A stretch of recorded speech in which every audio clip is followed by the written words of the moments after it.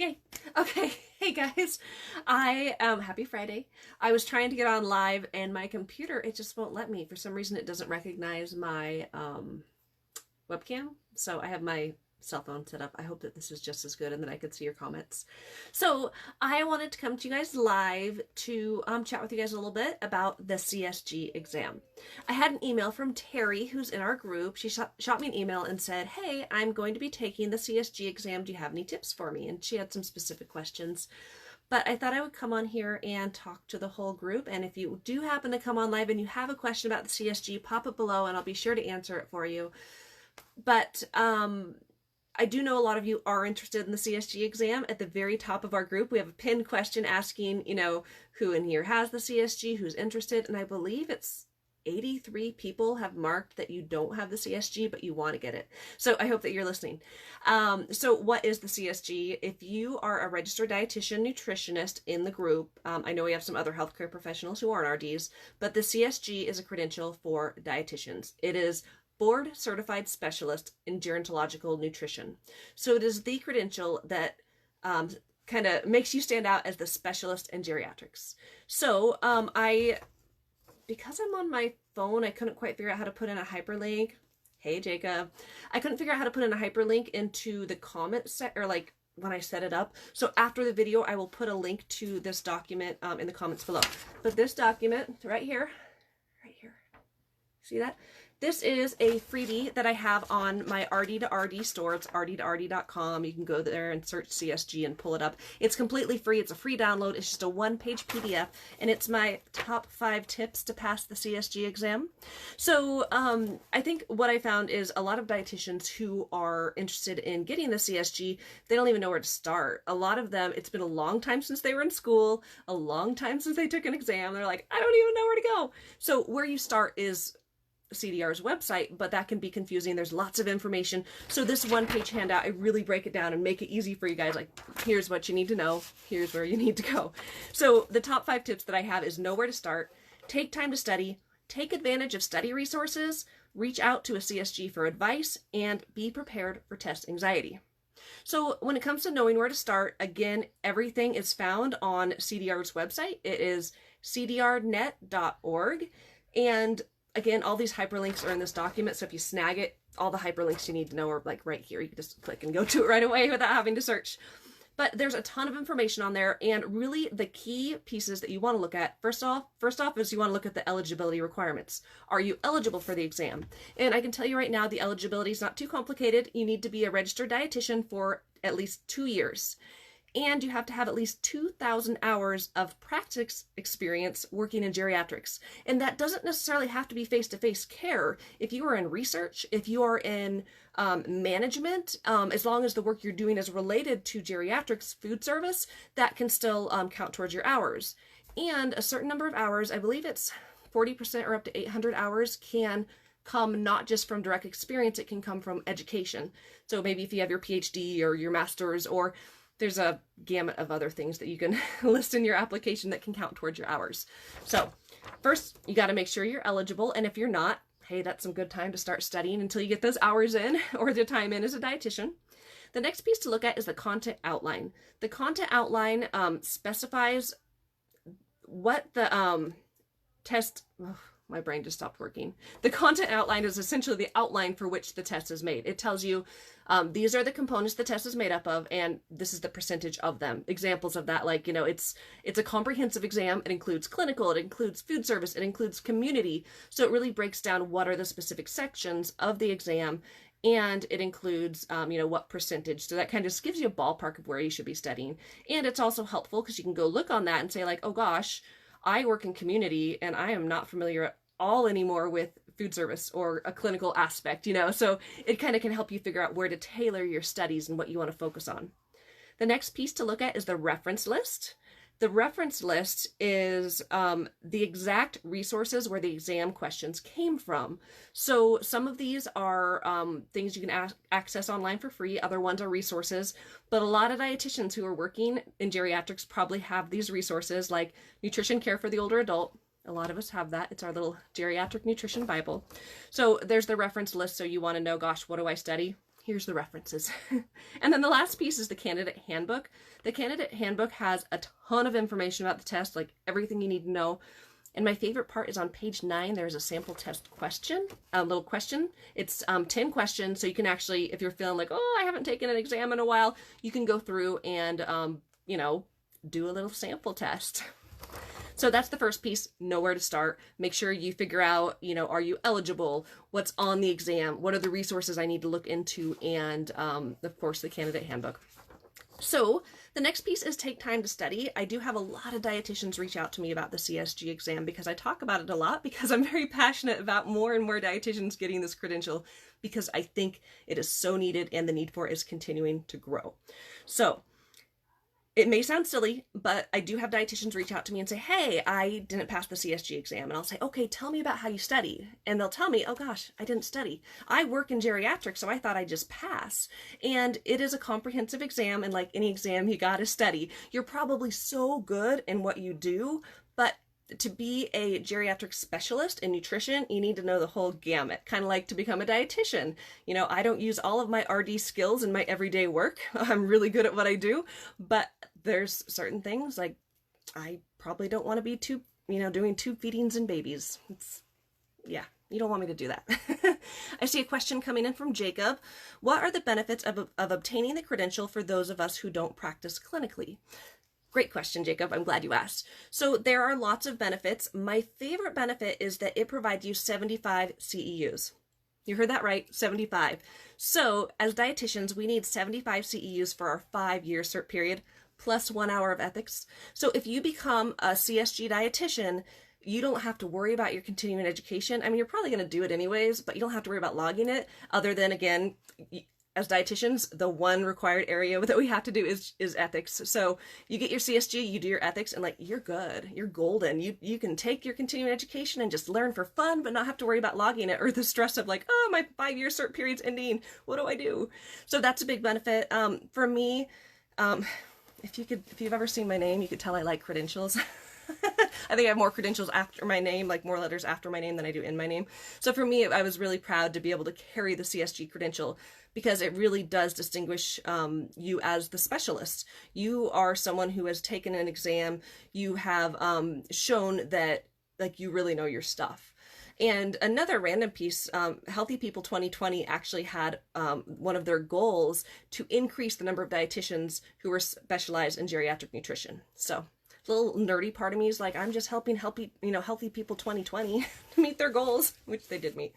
But and the other piece I will add, I got my CSG a few years into being a dietitian, so I'm still a pretty new dietitian. And for me, when I studied for the CSG exam, I learned so much more, like so much. And I feel like it really improved my level of patient care. So, again, 75 hours of CEUs, credentials after your name, another line on your resume. Depending on where you work and how you work, it can be something that you use either for your end of the year eval or for maybe a bonus. I know I was lucky where I work at the time, things have changed, but at the time I was able to get an increase in pay because I had my CSG. So lots of benefits. And I do see some more questions rolling in, and I'll get to those now. So study materials you suggest. What does the exam look like? So if you missed the part where I was showing this paper, I'm going to put a link for this. This is a free download on RD to RD. And on here, there's some hyperlinks, and it's everything you need to know. It is the content outline. So the content outline tells you exactly what the exam looks like. It's saying, this is the percentage of what the test is made up into the different areas. And then the other piece is the reference list. So I would recommend look at the content outline, figure out what are your strengths and your weaknesses. We're all different. If you work in a nursing home, if you work in research, I work in home care. So for me, because I work in home care, I wasn't in nursing homes. So at the time before I became a CSG, like I didn't even know what an F tag was. And I know most of you on here know what an F tag is, but I was like, what is this F tag? So I spent a lot of time studying nursing home regulations.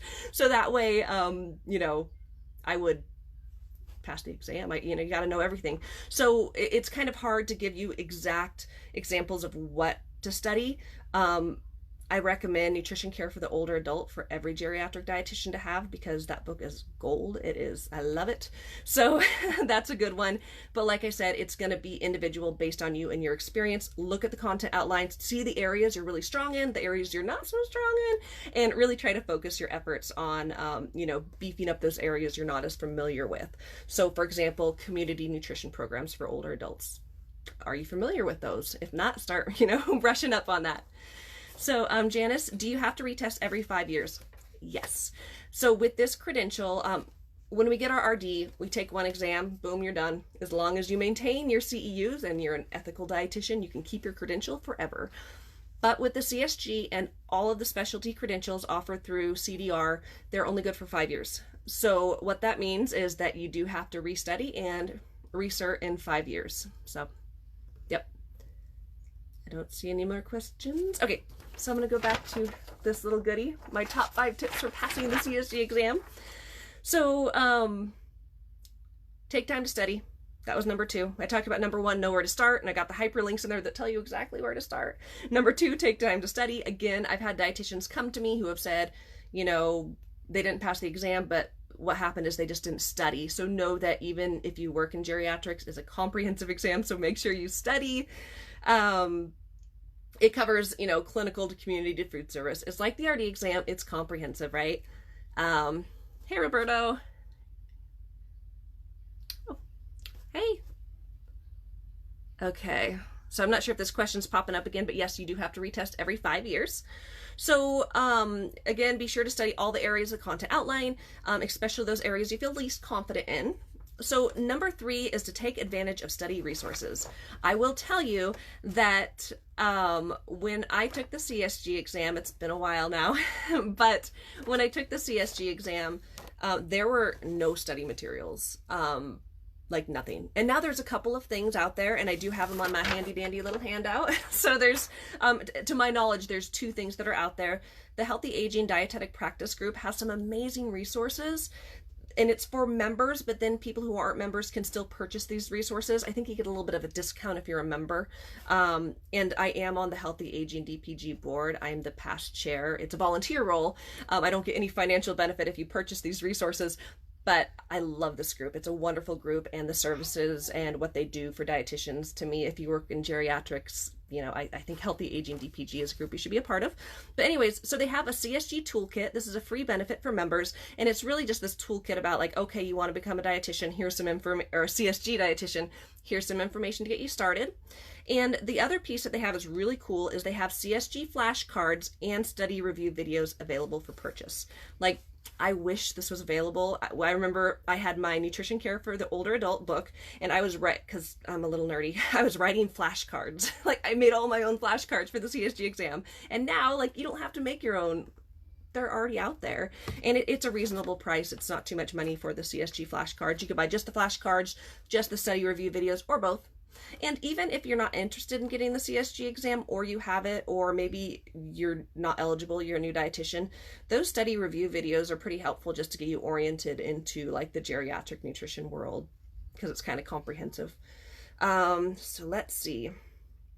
So again, CSG study flashcards and the study review videos are available at discount for members, and they are wonderful. I haven't been involved in making those resources myself, but I have heard from many dietitians that they are excellent and really helped them to study for the exam. Mometrix Test Preparation also has gerontological nutrition exam flashcard study system available for purchase. I'm not familiar with that. I do know this company, they make a lot of different flashcards. I think like for any exam in the world, I feel like Mometrix has some flashcards. So they have some too, so I do have both of them included. So the next piece of advice would be to reach out to a CSG for advice. That's actually what I did. When I decided I want to become a CSG dietitian, I went to the Academy's e-mentoring website and I searched for any dietitian who had the CSG, and there was one. And so I messaged her and I said, hey, can I chat with you? And so I called and chatted with her before I took the exam. That was really helpful for me because it relieved any of the fears or the worries or those questions that you have, like maybe the ones you're asking me right now, like those burning questions you have. So if you don't know anyone with a CSG, try searching for a CSG dietitian in LinkedIn. If you search CSG, you will find them. We have CSG dietitians in this group. I believe there's, again, I've got this little survey pinned at the top of our group, and I think there's something like 25-ish dietitians in the group with the CSG. So, reach out to them and ask them questions you might have.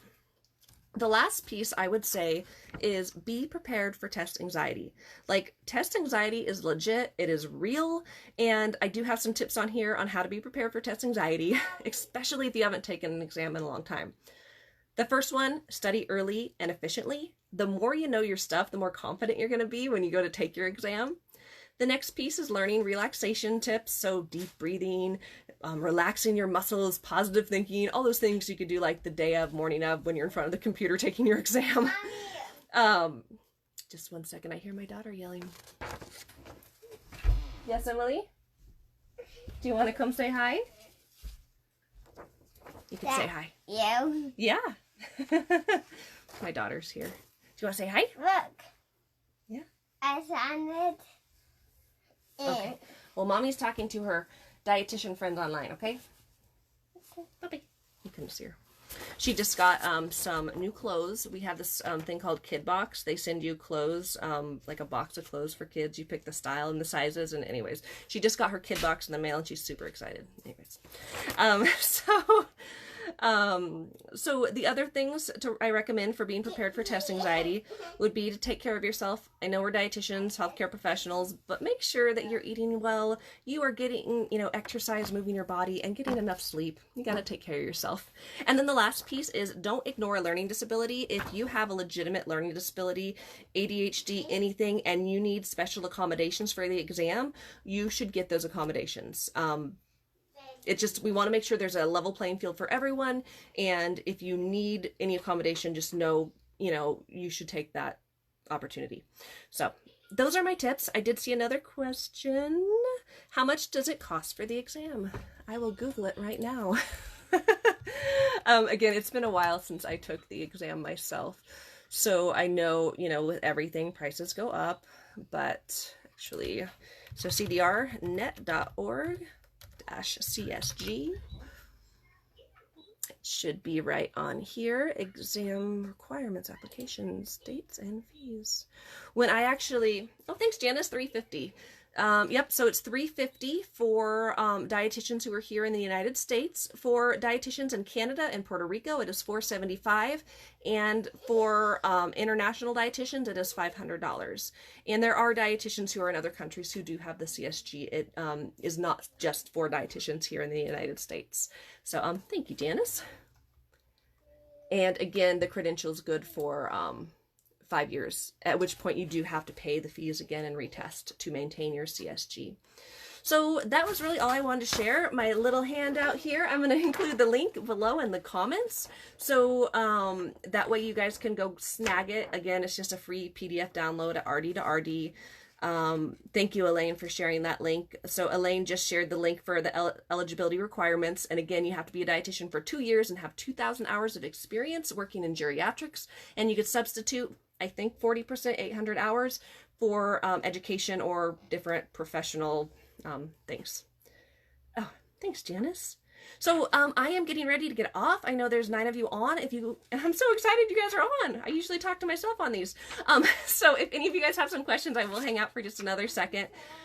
If you guys are watching this later on the replay, go ahead and comment replay below. Let me know that you watched it. And if you guys have other questions, let me know. And throughout the weekend, I'll hop back on and try to answer them, type them. So you're welcome, Roberto. So you can mark your calendar, once you get your RD. Roberto is a student. So once you become an RD, in 2 years, you could take the CSG exam. Okay. Any other questions? I guess while I'm on here, I could also mention that I included a post earlier in the day where I have a discount code for the High Calorie Shakes e-cookbook.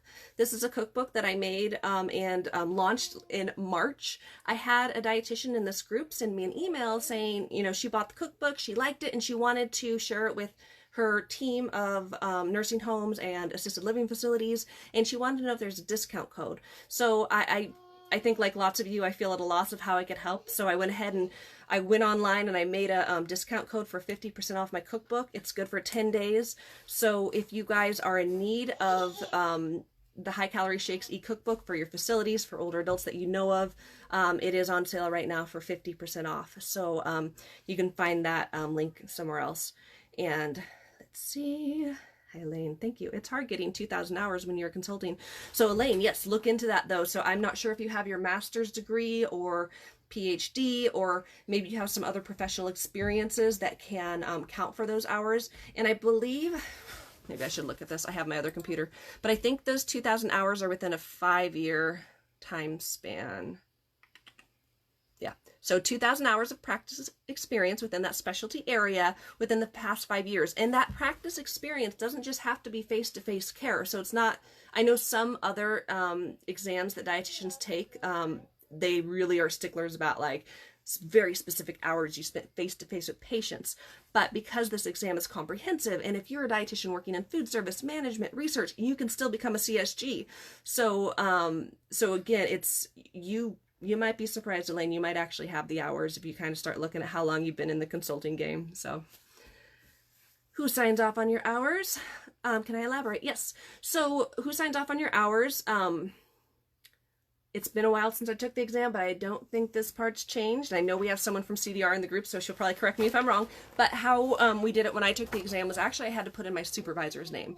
So then my supervisor just sent an email back saying, yes, Katie has you know, worked here for this long and has put in her hours. So it was really easy. I was actually surprised about that, how easy it was to confirm my hours.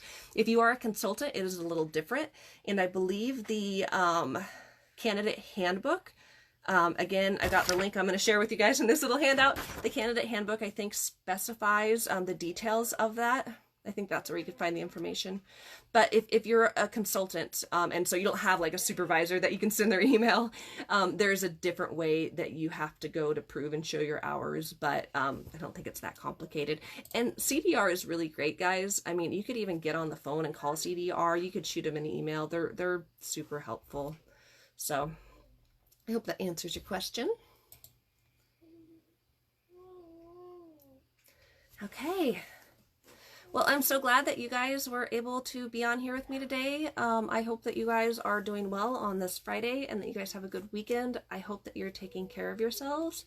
And again, if you have more questions later, just pop them below. Take care, guys. Bye.